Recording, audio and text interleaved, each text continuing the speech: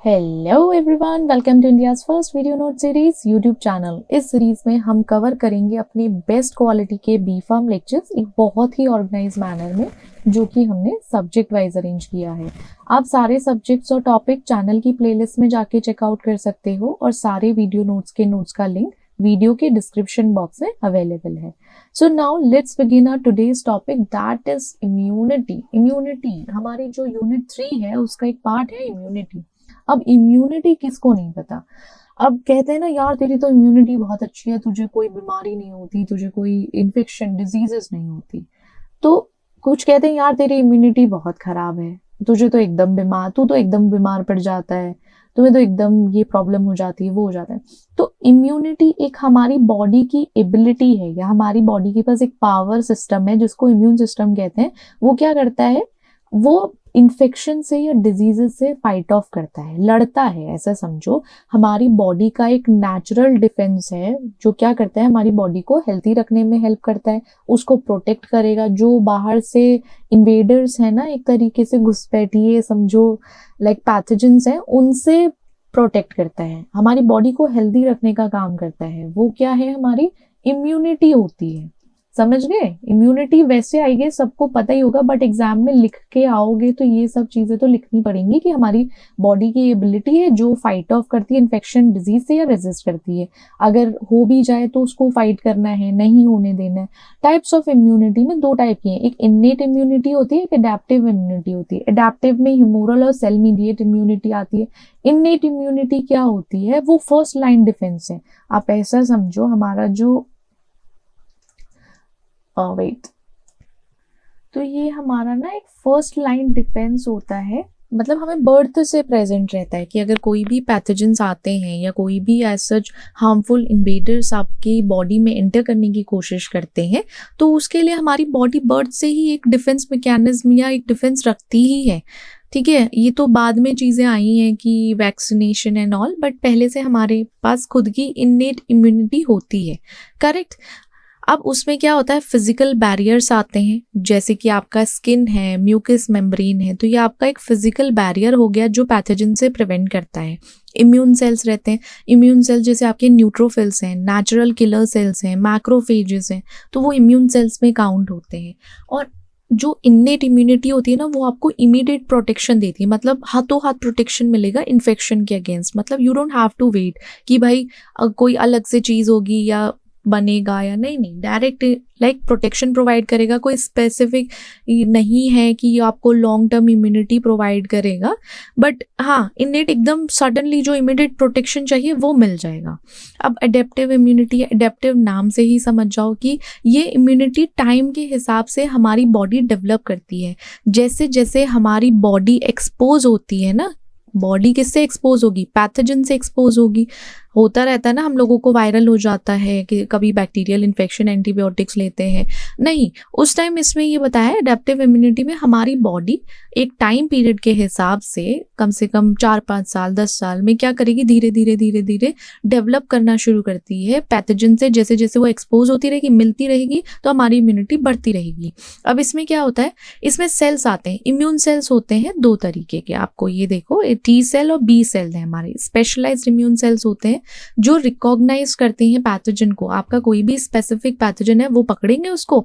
T cell adaptive immunity के T cell and B cells याद रखना। अब ये क्या करेंगे, कोई भी पैथोजन है, चाहे वो बैक्टीरिया हो जाए, चाहे वो वायरस हो जाए, तो क्या करेगा, उनका काम है स्पेसिफिक बैक्टीरिया या पैथोजन को पकड़ना और उसके अगेंस्ट में एक रिस्पॉन्स जनरेट करना या रिस्पॉन्ड करना। ठीक है। अब एडेप्टिव इम्यूनिटी जो होती है वो लॉन्ग लास्टिंग प्रोटेक्शन देती है, बहुत लंबे समय का प्रोटेक्शन मिल जाएगा, बट उसको समय लगता है बनने में, एक तरीके से डेवलप होने में टाइम लगता है, बट लंबे टाइम का लॉन्ग लास्टिंग है तो वेट भी अच्छा है। वो ये सब्र का फल मीठा है, वही वाला हिसाब है इसका। लंबा टाइम तो लगेगा बट लॉन्ग लास्टिंग प्रोटेक्शन मिल जाएगी। अब पैथोजेंस के अगेंस्ट में एंटीबॉडीज बनती हैं, मेमोरी सेल्स बनाते हैं जिससे कि वो फाइट ऑफ कर सके। अडेप्टिव में हमने देखा था 2 टाइप की हैं, एक तो ह्यूमोरल इम्यूनिटी है और एक आपका सेल मीडिएटेड है। ह्यूमोरल में क्या होता है, इसमें एंटीबॉडीज़ किससे बनती हैं, बी सेल से। आपका जो बी सेल है वो एंटीबॉडी प्रोड्यूस करता है और वो किसी भी पैथोजन के अगेंस्ट एक पहले तो रिकॉग्नाइज होगा, फिर पैथोजन को न्यूट्रलाइज करेगा, कहाँ, ब्लड स्ट्रीम में। ये सारा प्रोसेस कहाँ चलने वाला है, आपका ब्लड स्ट्रीम में जाएगा, करेक्ट। देन आपका है सेल मीडिएटेड इम्यूनिटी। अब बी सेल और टी सेल की बात हुई, ह्यूमरल इम्यूनिटी में बी सेल आ गया, सेल मीडिएटेड में हमारा टी सेल आता है। इसमें हमारे टी सेल एक्टिवेट हो जाते हैं। टी सेल का काम है कि सेल को डायरेक्टली किल कर देना, जो भी इन्फेक्टेड सेल्स बॉडी में आए हैं उनको किल कर देगा, मार देगा। साथ ही साथ बहुत सारे इम्यून रिस्पॉन्स को चलाने में, रेगुलेट करने में ये हेल्प करता है, करेक्ट। अब वन बाय वन देखते हैं। जैसे हमारे एडेप्टिव इम्यूनिटी है उसमें ह्यूमोरल इम्यूनिटी है। ह्यूमोरल इम्यूनिटी एक ब्रांच है एडेप्टिव की, वो हमें पता है। उसमें किससे एक्टिवेट होती है, एंटीबॉडीज बनती हैं बी सेल्स के थ्रू, जो प्लाज्मा सेल्स है ना उनके थ्रू बनती है एंटीबॉडीज। और प्राइमरली क्या करेंगे, जो कोई भी एक्स्ट्रा सेलुलर पैथोजन आया है, कोई बाहर से पैथोजन बॉडी के अंदर एंटर किया है, तो क्या करेगा वो वहाँ पे एंटीबॉडीज बनाना शुरू करेगा जिससे वो उनसे लड़ सके। ये हमारे इंट्रोडक्शन है ह्यूमोरल इम्यूनिटी का। की प्लेयर्स क्या होते हैं, सबसे पहले तो बी लिम्फोसाइट। आप बी सेल, जब बी सेल एंटीबॉडीज बना रहे हैं तो सबसे पहले की प्लेयर आगे फ्रंट लाइन पे खेलने वाला कौन है, यहाँ पे बी सेल ही है। तो बोन मैरो बनाती है उन्हें और वो एंटीबॉडीज के प्रोडक्शन में हेल्प करते हैं, मतलब एंटीबॉडीज बनाते हैं हमारे बी सेल। अब बी सेल है, पहले तो बोन मैरो क्या करेगी, आपका बनाएगी बी सेल। अब बी सेल क्या करेंगे, बी सेल बनाएंगे एंटीबॉडीज क्या करेंगे, वो जाके लड़ेंगे जो भी पैथोजेंस बॉडी के अंदर आए हैं, तो वो बी लिम्फोसाइट्स हो गए। देन प्लाज्मा सेल्स जो एक्टिवेट होते हैं बी सेल्स के थ्रू, नहीं सॉरी, प्लाज्मा सेल हमारे एक्टिवेटेड बी सेल ही रहते हैं जिनका काम है लार्ज अमाउंट में एंटीबॉडीज को बनाना।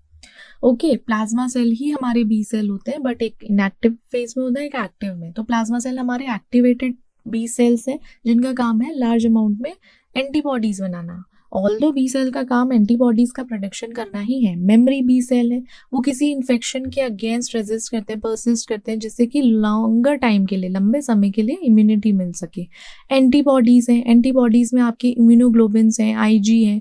अब प्रोटीन जो बाइंड करते हैं ना एंटीजन से और फिर उसके बाद न्यूट्रलाइज कर देते हैं, तो वो है हमारे, ठीक है। अब आपने सुना होगा, उसमें नाम सुने होंगे कहीं, आईजीजी है, आईजीएम है, आईजीई है, बहुत सारे ये हमारे इम्यूनोग्लोबिन्स हैं, एंटीबॉडीज ही हैं। अब मैकेनिज्म क्या है ह्यूमोरल इम्यूनिटी का, सबसे पहले तो एंटीजन का रिकग्निशन, पहले तो पहचानना ही जरूरी है एंटीजन को। जो आपका नाइव बी सेल है वो एंटीजन को क्या करेगा, पहचानेगा उसके बी सेल रिसेप्टर के थ्रू। कुछ तो होगा ना, कुछ पहचान तो होगी, उसका आईडी कार्ड क्या है, उसका सरफेस पे बी सेल रिसेप्टर प्रेजेंट है, उसके थ्रू उसको वो पहचान लेगा। फिर उसको एंटीजन प्रोसेस करेगा और प्रेजेंट करेगा क्या, T cell, T helper cells आएंगे, MHC2 से टी हेल्पर सेल्स आएंगे वो फाइट ऑफ करने के लिए। अब ठीक है, अब टी सेल आ गए। टी सेल है जो टी सेल हेल्पर सेल बोल दो आप, टी हेल्पर सेल रिलीज करेंगे साइटोकाइंस। अब साइटोकाइंस में IL-4, IL-5, IL-6, तो ये इंटरल्यूकिन्स हैं, करेक्ट। इंटरल्यूकिन 4, इंटरल्यूकिन 5, 6 ये क्या करते हैं, बी सेल को स्टिमुलेट करते हैं डिफरेंशिएशन के बेसिस पर।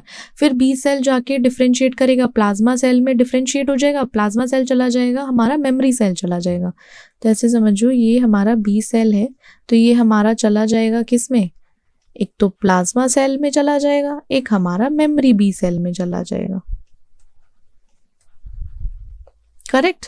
अब एंटीबॉडी का प्रोडक्शन होगा। अब जो हमारे प्लाज्मा सेल हैं, यहाँ से प्लाज्मा सेल पहुंचे, प्लाज्मा सेल बना रहे हैं antibodies, antibody bind specific antigen के रिगार्ड्स में बना रहे हैं, मतलब उसके अकॉर्डिंग ही बनाते हैं। अब एंटीबॉडी का फंक्शन है या तो पैथोजन की एक्टिविटी बिल्कुल ब्लॉक कर दो, मतलब न्यूट्रलाइज कर दो। ऑप्सनाइजेशन में मार्क करते हैं पैथोजन को फैगोसाइटोसिस के लिए, कि जिससे उसको एनगल्फ कर लिया जा सके, पैथोजन को खा लिया तो वो खत्म हो जाएगा। फिर कॉम्प्लीमेंट एक्टिवेशन होगा, कोई एक ट्रिगरिंग कैस्केड है जिसकी वजह से पैथोजन का डिस्ट्रक्शन होना शुरू होगा, खत्म होना शुरू होगा। और मेमोरी रिस्पॉन्स में ये होता है कि हमारे जो मेमोरी बी सेल हैं वो बॉडी में परसिस्ट करते हैं इन्फेक्शन के बाद, और जैसे जैसे बार बार एक्सपोजर होता है सेम एंटीजन का तो उसकी फीड हो जाता है मेमोरी में, बी सेल की मेमोरी में फीड हो जाता है, तो ज़्यादा जल्दी से एंटीबॉडीज़ बनाना शुरू कर देते हैं। इसी वजह से हमारा जो इम्यून रिस्पॉन्स है वो एक तो जल्दी आने लगता है और एक स्ट्रॉन्गर फॉर्म में आने लगता है, तो इसलिए हमारा मेमोरी रिस्पॉन्स वर्क करता है। तो यही है, पहले पहचानेगा, पहचानने के बाद MHC2 को T हेल्पर सेल्स में कन्वर्ट करेगा, फिर हमारे बी सेल में स्टिमुलेट होगा, फिर डिफरेंशिएशन होगा, बी सेल से हमारा प्लाज्मा सेल मेमोरी सेल में चला जाएगा, प्लाज्मा सेल से वो क्या करेगा, एंटीबॉडीज़ बनाएगा, किसी भी स्पेसिफिक एंटीजन के रिगार्ड्स में अपना काम करेगा, और मेमोरी में फीड ऑन हो जाएगा कि अच्छा ये भाई साहब पहले भी आए थे, इनको नहीं लेना है, इनके अगेंस्ट फाइट करना है, तो वो क्या करेगा, उस इन्फेक्शन से ज़्यादा जल्दी से और स्ट्रॉन्गर तरीके से फाइट करेगा। एडवांटेज क्या होता है, एंटीबॉडीज ज़्यादा स्पेसिफिक होती हैं, हाईली स्पेसिफिक हैं, वो यूनिक तरीके से ही बाइंड करती हैं स्पेसिफिक एंटीजन से, और लॉन्ग टर्म इम्यूनिटी मिलती है मेमोरी बी सेल से, जिससे कि फ्यूचर में कभी भी अगर इन्फेक्शन हुआ है तो एक बहुत फास्ट रिस्पॉन्स आ सके या क्विक रिस्पॉन्स मिल सके। देन आपका है सेलुलर इम्यूनिटी या सेल मीडिएटेड इम्यूनिटी। अब सेलुलर इम्यूनिटी में टी सेल्स होते हैं, हमने ह्यूमोरल में देखा था बी सेल, यहाँ आप याद रखो टी सेल्स, टी लिम्फोसाइट्स। तो सेलुलर इम्यूनिटी में टी लिम्फोसाइट्स होते हैं, जो कोई भी इन्फेक्टेड सेल है, ट्यूमर सेल है, क्या कोई भी इंट्रासेलुलर, मतलब सेल के अंदर का एक तरीके से आप मान के चलो बॉडी के अंदर जो कोई पैथोजन है उसके अगेंस्ट, उसको टारगेट करता है, उसके अगेंस्ट इम्यूनिटी प्रोवाइड करता है। ह्यूमोरल इम्यूनिटी की तरह नहीं है कि ये एंटीबॉडीज पर रिलाई करेगा, बट ये क्या करता है, डायरेक्टली किसी भी इन्फेक्टेड या एबनॉर्मल सेल पर अफेक्ट करना शुरू करता है।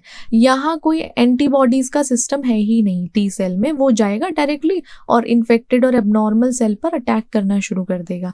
सबसे पहली चीज तो हमारे टी लिम्फोसाइट्स ही हैं, टी सेल्स हैं, बोन मैरो बनाती हैं, और वो मैच्योर कहाँ होते हैं, थाइमस में मैच्योर होते हैं। रिमेंबर, जो टी सेल्स हैं वो मैच्योर थाइमस में होते हैं। आपके टी हेल्पर सेल्स आएंगे, वो इम्यून रिस्पॉन्स बनाएंगे, किसके थ्रू, साइटोकाइंस के थ्रू। साइटोकाइंस आपका IL हो सकता है, IL4, IL5, IL6, ठीक है, इंटरल्यूकिन्स। और साइटोटॉक्सिक टी सेल्स जो होते हैं, जो CD8+ सेल्स हैं और ये CD4+ सेल्स हैं, तो इसका काम क्या है, डायरेक्टली किल करना। कोई भी इन्फेक्टेड या एबनॉर्मल सेल अगर हमारे साइटोटॉक्सिक टी सेल को मिलता है तो डायरेक्ट उसको मार देता है। और मेमोरी टी सेल क्या करते हैं, उसको याद में रखेंगे, सेम जैसे हमारे मेमोरी बी सेल्स हैं वैसी मेमोरी टी सेल्स हैं, तो वो भी याद रखते हैं आगे के लिए कि अच्छा तुम आओगे तो भैया तुमको मार के भगा देंगे, इस टाइप से। अब मैकेनिज्म ऑफ सेलुलर इम्यूनिटी है, जिससे एंटीजन रिकॉग्निशन होगा। सबसे पहले तो हमारा टी सेल पहचानेगा कि यही एंटीजन फ्रेगमेंट है, और फिर उसके बाद क्या करेगा, जो MHC मॉलिक्यूल है ना उस पर प्रेजेंट है, आपका कोई भी इन्फेक्टेड या एबनॉर्मल सेल है, पहले तो रिकॉग्निशन के हिसाब से जान लो, पहले तो एंटीजन को पहचानना जरूरी है, वो टी सेल करेगा।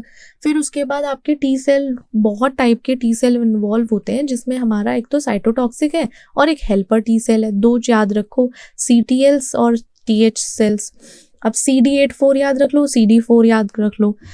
अब उसमें क्या होता है, CD8-4 में वो एंटीजन जो भी प्रेजेंटेड है MHC1 पर उसको पहचानेगा, रिकॉग्नाइज करेगा, रिकॉग्नाइज करने के बाद उसको किल करेगा। CD4 में हमने क्या देखा था, वो किल करता है डायरेक्ट, और यहाँ पे हमारा साइटोकाइंस प्रोड्यूस करेगा, करेक्ट, राइट। अब यहाँ पे जो परफोरेंस है वो पोर्स बनाते हैं टारगेट सेल में, और ग्रेन्जाइम्स जो होते हैं वो एपोप्टोसिस या प्रोग्राम्ड सेल डेथ बनाने की कोशिश करते हैं, जिससे कि कोई भी इन्फेक्टेड या कैंसरस सेल है उसको मार सके। तो CD8-4 साइटोटॉक्सिक टी सेल में यही होता है। CD4+ में क्या होता है, हेल्पर टी सेल्स जो होते हैं, सबसे पहले तो वो एंटीजन्स जो भी MHC2 पे प्रेजेंट हैं या बाय एंटीजन प्रेजेंटिंग सेल्स के थ्रू उसको पता करते हैं, पहचान जाएंगे, रिकॉग्नाइज करेंगे। रिकॉग्निशन के बाद क्या होगा, वो साइटोकाइंस बनाना शुरू करेंगे।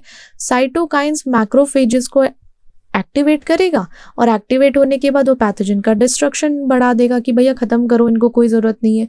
इन्फ्लामेशन होगी, वहाँ पे बी सेल का भी प्रोडक्शन हो जाएगा।